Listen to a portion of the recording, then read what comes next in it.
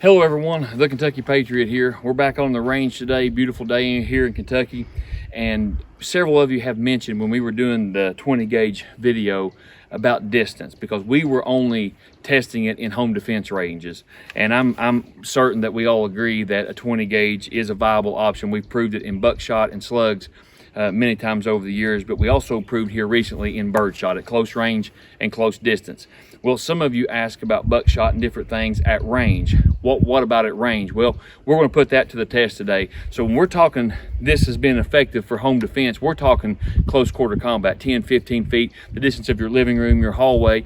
But just for whatever reason, just for your creativity purposes, just for your knowledge, just for your inquiring mind, or just in case you want to get out and just test the limits, that's what we're going to do today. So I'll show you the ammo here just in a second. We've got Catfish John on the range today, and we're going to try to do a couple tests. What we're going to do is, one, see how much power it has at a certain distance. We're going to step off about 25 yards, and we're going to fire. Catfish John's going to fire, and we're going to see what it does to a water jug, see how hard it hits it, see how much velocity it loses. Then also, I've got a big pizza box. We're going to put a shoot and see target on it, and we are going to try to hit it and see how it patterns. Now, all shotguns will pattern different. This is the Remington 870 youth model. It's absolutely fantastic. He hunts everything from turkey to squirrel, rabbits, birds, whatever. Great little gun.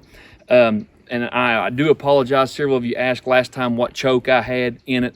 This come with 2 or 3 different chokes, so I apologize in the last videos. I don't remember what choke I was using, but I looked today, and the choke that's in it today is the modified choke. So the choke you use will matter, the barrel length, the brand of gun, and also the ammo. But this is going to give you just a general idea. We're out on the range today, and we're looking forward to blowing up a water jug, ain't we, Catfish John? Today we're going to be shooting the Winchester Defender. This is a 20 gauge, 2 3/4, 20 pellet, number 3 buck. And I know somebody's going to say, why didn't you shoot double aught? Why didn't you shoot number 4? Why didn't, I really wish that we had a plethora of different types of shotguns, different types of ammo where we could test everything. We didn't know he was coming up here today. We just come up here after school because it was a beautiful day. After I got off work, after school and everything. So anyway, 20 gauge, number 3 buck. This is to stop the threat, ensures consistent and reliable pattern. So again, depends on your gun, your barrel, your choke. But we're going to step off again, 25 yards. Catfish John is going to put this Defender, number 3 buck, to the test, and let's see what it does against that water jug. Now normally we always wear eye pro, but at this distance we should be safe. The reason you wear eye protection, you don't want anything ricocheting back into your eye, obviously, but we do have ear protection. Catfish John on the range with his Remington youth model. John, let's bust a water jug, bud.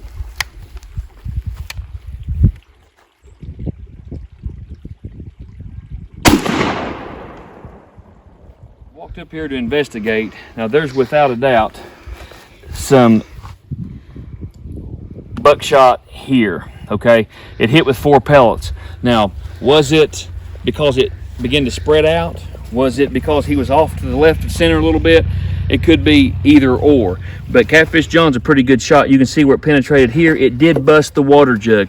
But all the videos you've ever seen me shoot, even 20 gauge with birdshot up close, you see the devastation of the water jug, especially with a slug or double aught buck or triple aught buck. But even with, like I said, 20 gauge birdshot up close, room distance is devastating. When you start increasing the distance, you begin to lose velocity really quick. And I'm not saying it's not lethal at 25 yards, not saying it's not, because people do hunt deer with them, with buckshot. But now it's up to you. I do not hunt deer with buckshot, never have. But if I did hunt deer with buckshot, I would stay away from 3 or 4 shot. I would look at double aught buck or something like that. But that's up to you.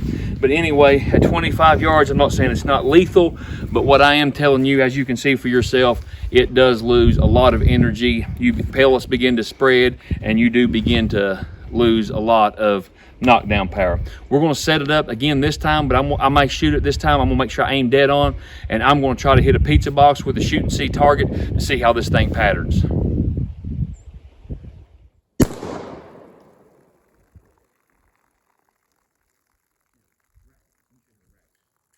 looks like for sure 4 pellets, maybe 5, but looks like he hit it with about 4 pellets.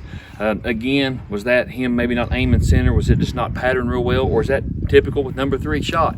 You be the judge. It's always good to test out all ammo with your shotgun, like I said, between all the variables and chokes and barrel length and your particular shotgun. And again, I still think at that range, it's lethal.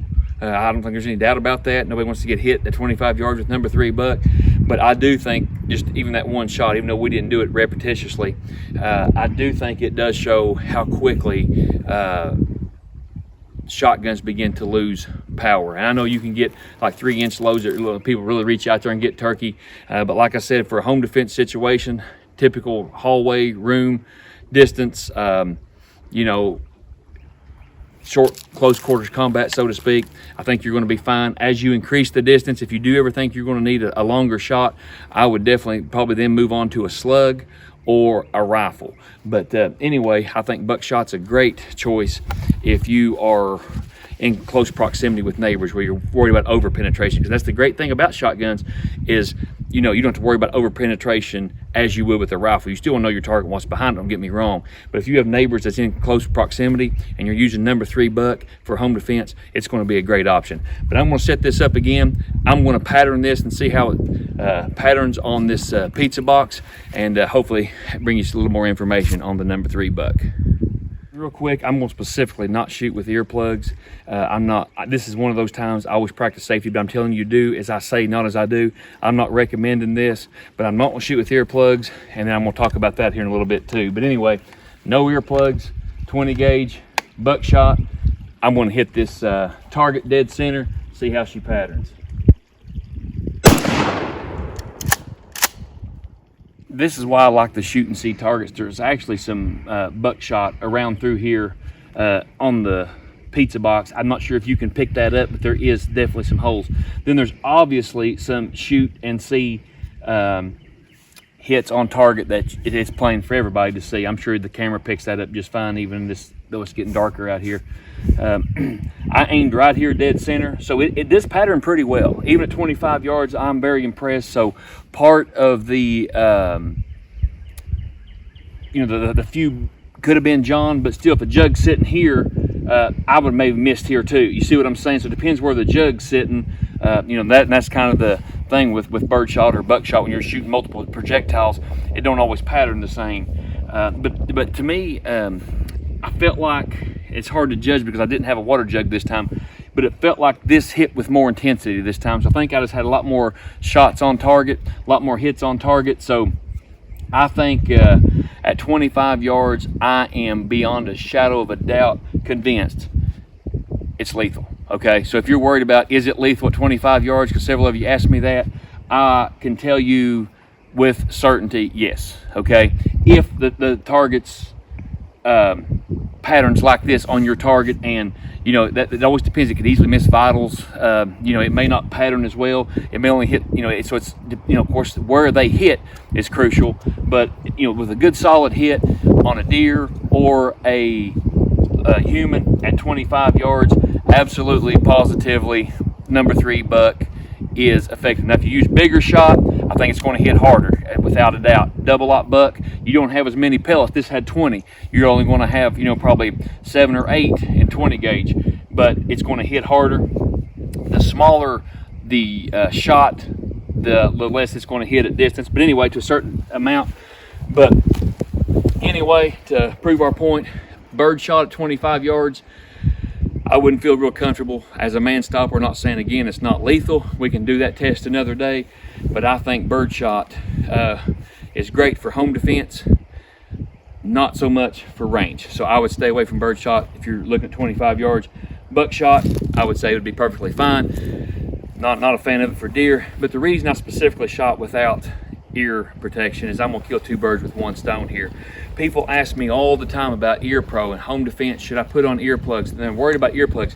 In the middle of the night when somebody's breaking into your house, your family, your gun, your weapon, your target, what's behind it is way more important than ear pro.